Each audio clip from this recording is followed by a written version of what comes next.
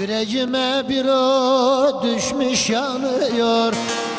Yüreğime bir o düşmüş yanıyor. Sen benim yanımdan gittikten sonra, gittikten sonra yaralarım göz göz olmuş kanıyor. Sen benim yanımdan gittikten sonra yaralarım göz göz olmuş kanıyor. Sen benim yanımdan gittikten sonra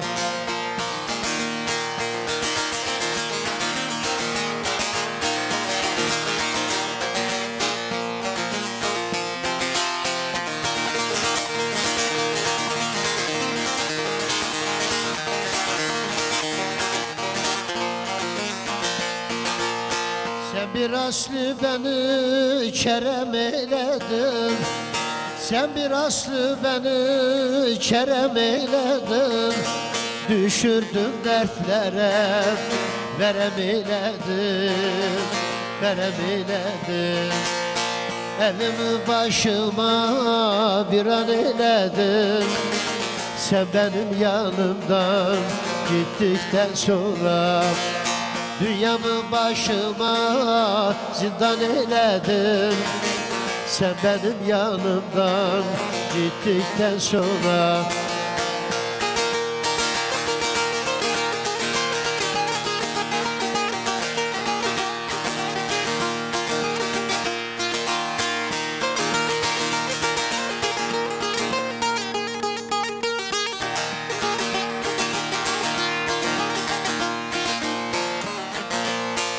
dalgalar vurdu yalıya döndüm.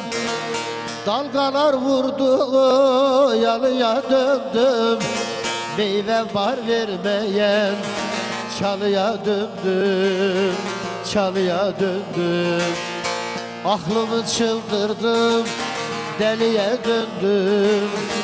Sen benim yanımdan gittikten sonra aklımı çıldırdım canım, deliye döndüm. Sen benim yanımdan gittikten sonra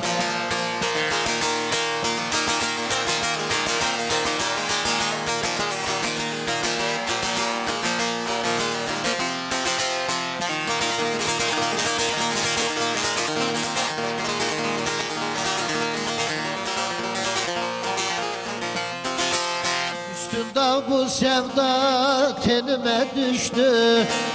Üstünden bu sevda tenime düştü. Sanki cellat oldu canıma düştü, canıma düştü. Kırıldı kollarım yanıma düştü.